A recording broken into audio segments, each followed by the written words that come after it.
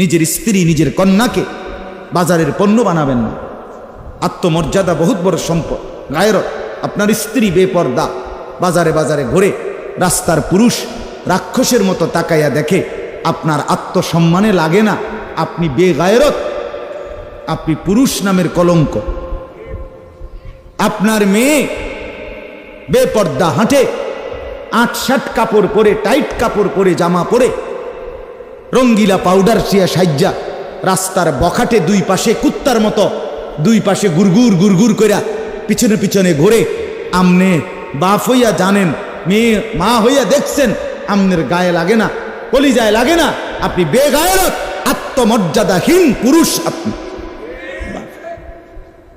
আমি সেদিন নিজে দেখছি, আমার কলিজা ছিঁড়ে গেছে। আমি নিজে দেখছি, ওই দেবিদ্যার রাস্তা দিয়ে আসতেছি, বাজারের মধ্যে জ্যাম। হঠাৎ আমার নজর জানালা দিয়ে বাহিরে দেখলাম একটা স্কুল পড়ুয়া মেয়েটা আপনার স্বাভাবিকভাবে জড়সড় হয়েই হাইটা যাইতেছে সামনে দিয়ে।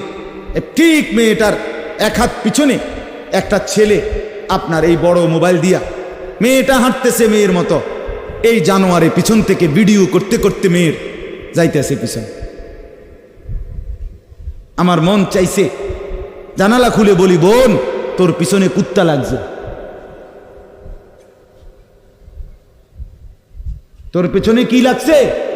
কুত্তা লাগছে, তুই তোরে কুত্তা থেকে বাঁচা। বলেন মুসলমান এত নিকৃষ্ট হয় কিভাবে? আমরা নিজে কিতাবে পড়ছি, এই আজকেও পড়ছি ইয়াহিয়া, এই বইটা ফিলিস্তিনি বই, এটাতে লেখা আছে পৃথিবীর পশ্চিম প্রান্তে, মনে করেন পৃথিবীর এদিকে শেষ প্রান্তে যদি কোনো মুসলমান বোন নির্যাতিত হয়, খোদার কসম পৃথিবীর পূর্ব প্রান্তের শেষ মুসলমানের উপরও ফরজ ওই বোনের ইজ্জতের বদলা নেওয়া। এটা মাসালা। হ্যাঁ, কথা ছিল এই, মুসলমানের যুবক হবে মা বোনের ইজ্জতের পাহারাদার। আহা, কোথায় সেই মোহাম্মদ বিন কাসেম, 17 বৎসরের যুবক, আরব জাহান থেকে আসছে ভারতে, সিন্ধু প্রদেশে দেবল রাজার এলাকায় একজন বোনকে একজন ডাকাত জলদস্যু, একজন পানির ডাকাত জলদস্যু তৎকালীন জামানায় একজন মুসলিম বোনের গায়ের ওড়না ধরে টান দিছিল। তখন ওই বোন চিঠি পাঠাইছিল হাজ্জাজ ইবনে ইউসুফের কাছে আরব দেশে, হাজ্জাজ তুমি বেঁচে থাকতে তোমার মুসলিম বোনের গায়ের ওড়না ধরে টান দিছে বেঈমান কাফের, তুমি এর বদলা নিবা কিনা আমি শুনতে চাই। হাজ্জাজ ইবনে ইউসুফ, আমরা কিতাবে পড়ছি, এরকম চেয়ার ছেড়ে লাফ দিয়া দাঁড়াইয়া চিৎকার দিয়া বলছে, বোন আমার, গোটা আরবের সমস্ত মুসলমান যুবক প্রয়োজনে জান দিবে, আরবের সমস্ত যুবকের কলিজা যাবে, জান দেবে, শাহাদাত বরণ করবে প্রয়োজনে, তবু আমি তোমার এই বেইজ্জতির বদলা নেব। 3 বার সেনাবাহিনী পাঠাইছে সে, 3 বার।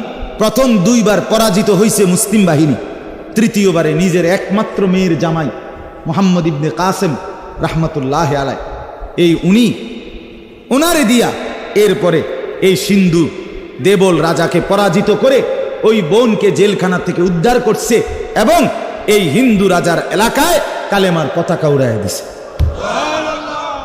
হ্যাঁ, সেখান থেকেই এই ভারতীয় উপমহাদেশে মুসলমানদের যাত্রা, ইসলামের সূচনা। এক বোনের ইজ্জতের জন্য ধর্ষিতা হয় নাই, কাপড় টান দিছে কেন? খলিফা মুতাসিম বিল্লাহ, এক ইহুদি খলিফা মুতাসিম বিল্লাহ, মুসলমানদের একজন খলিফার নাম উমাইয়া খলিফা, ওনার আমলে একজন মহিলা ইহুদিদের এলাকায় গেছিল, বাজারে পর্দানসীন বোরখাওয়ালা নারী, ওই ইহুদি, দুষ্ট এক ইহুদি ওই মহিলার পিছন দিক দিয়া, বোরকার পিছনে কৌশলে পিছন দিক দিয়া গোপনে এমন এক রশি টান বাঁধছে। রশি বাঁধ দেওয়ার কারণে মহিলা যখন সামনের দিকে আগাইছে, তখন এই রশির টান লাগাতে মহিলার বোরকা উঠে গেছে উপরের দিকে সামান্য, উনি পড়ে গেছে। এই মহিলা ওই বাজারে চিৎকার দিয়া বলছে, ওয়া মুতাসিমা, হায় মুতাসিম তুমি কই? তোমার মুসলিম বোনকে বেইজ্জতি করছে। সাথে সাথে খলিফা মুতাসিম বিল্লাহ পুরা বাহিনী নিয়ে আইসা ওই ইহুদি অঞ্চল পুরা জ্বালায় ফেলছে। কথা ছিল এই, বা কথা ছিল এই। আল্লাহ আমাদের মা বোনদেরকে বুঝার তৌফিক দান, আপনাদেরকেও বুঝার তৌফিক দান।